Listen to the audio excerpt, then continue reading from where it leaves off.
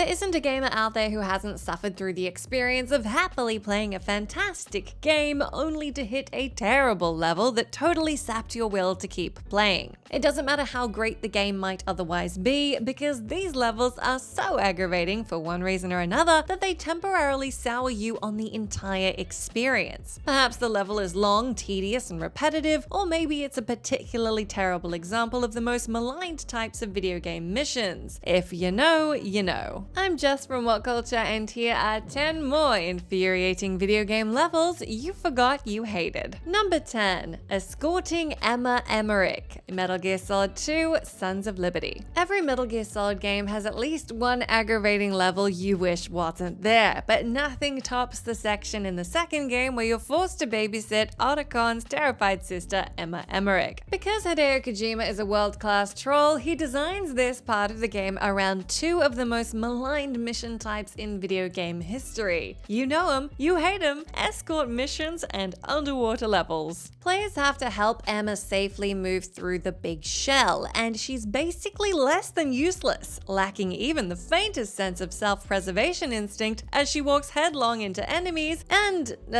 bugs. You need to clear the path ahead and literally hold her hand throughout the mission. Oh, and because she's scared of water, you also have to carry her on your back through some disorientating underwater passages. To make matters even worse, Emma ends up being brutally murdered by Vamp at the end of this sequence, making it all feel a bit redundant. Story be damned. Every time you think about replaying Sons of Liberty, you get a vague flash of this tedious, overbaked sequence and possibly think better of it. Number 9. BEVELLE Temple's Cloister of Trials, Final Fantasy X. Final Fantasy X is in many ways one of the greatest games in the series, but like so many entries into the franchise, it also contains a terrible ass mandatory dungeon that just about everybody hates. In Final Fantasy X's case, this is unquestionably the Cloister of Trials, a series of puzzle-based dungeons in which players progress by using spheres to open up passages, move pedestals, and manipulate moving platforms. Most of the cloisters serve as minor annoyances at most, save for the more maddeningly complex cloister in BEVELLE Temple. The BEVELLE Cloister amps up the frustration factor considerably by giving players a much larger and more intricate dungeon to work through. Between the complexity and backtracking involved, it's easy to waste hours and hours on this thing, so you're best advised to just use a video guide to get through it as painlessly as possible. Either way, the cloisters absolutely obliterate the game's pacing every time they show up, and never more than at BEVELLE Temple. Number 8. Forest Compound, Return to Castle Wolfenstein. Return to Castle Wolfenstein is a tough game, even for the standards of the Wolfenstein franchise. Enough that you might have just rage quit entirely during the third mission's Forest Compound level. Players are tasked with infiltrating a Nazi supply compound, and doing so without letting any of the 21 enemies on the map sound the alarm, as that will result in a mission failure. While you can destroy each of the 6 alarms to prevent this, that's a lot easier said than done given the wild inconsistency of the game's stealth mechanics. Killing an enemy soldier may semi-randomly alert another soldier far away, making the forest compound a grueling exercise in perseverance and trial and error. Compounding the frustration, to complete the level you need to sneak on board a truck while both keeping one guard alive and not alerting him, which per the iffy uneven AI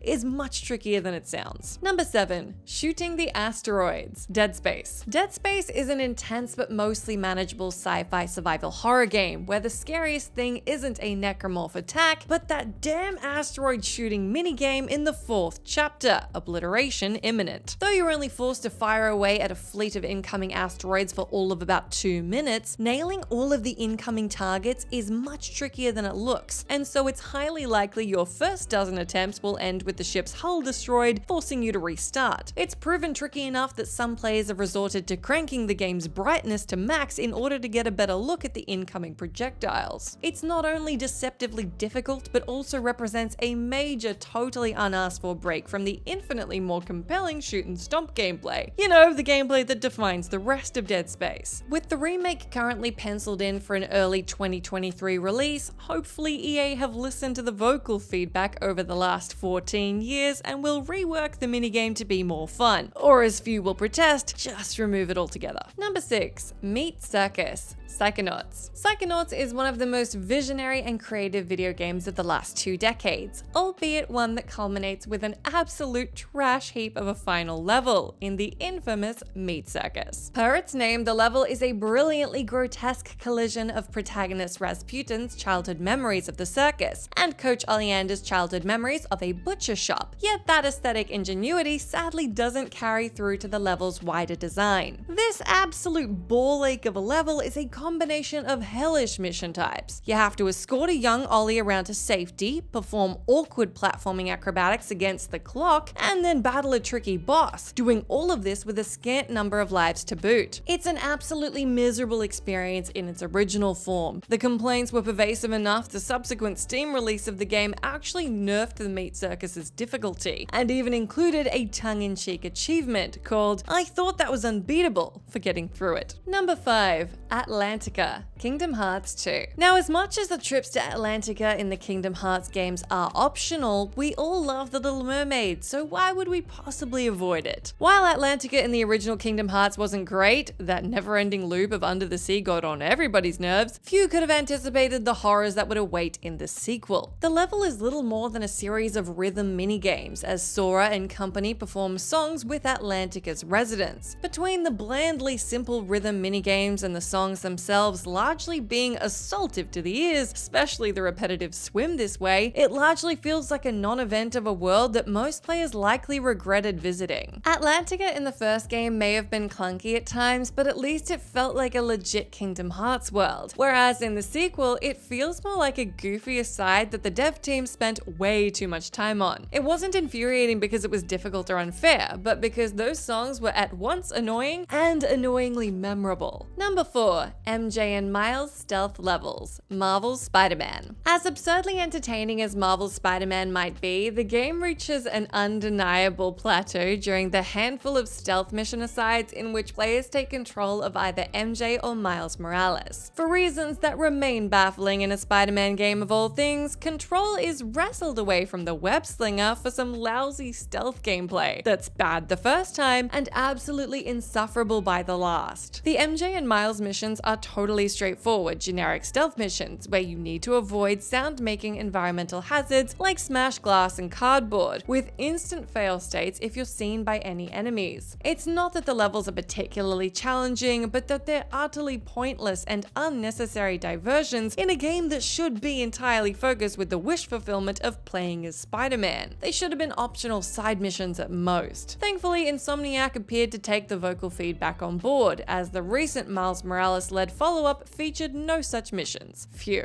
Number 3. Mission 10, Devil May Cry 4. There's plenty of spirited debate about what the single hardest mission in the Devil May Cry franchise actually is, and one of the oft-cited main candidates is Devil May Cry 4's grueling, gut-wrenching 10th mission, Wrapped in Glory. This level just keeps throwing stuff at you from beginning to end, from elite enemies to extremely tricky lasers you need to dodge and will most likely fail to dodge many, many times. On top of this, finally, there's an extremely tough boss battle against Dante, the toughest in the game by far, in fact. It's an absolute endurance trial. Moreover, it's just a pain in the ass all round, violently spiking up the difficulty in a game that's already no picnic. There's a skill check, and then there's just pissing players off for the sheer sake of it, which this level absolutely did. Number 2. The jet ski sections, Uncharted Drake's Fortune. The Uncharted franchise sure has come a long way from the fun but flawed original 2007 game, whose worst sin was including 2 monumentally awful set pieces in which players had to pilot a damn jet ski. That may sound fun on paper, but when the jet ski handles like a badger wading through treacle, and you've also got to fend off trigger-happy enemies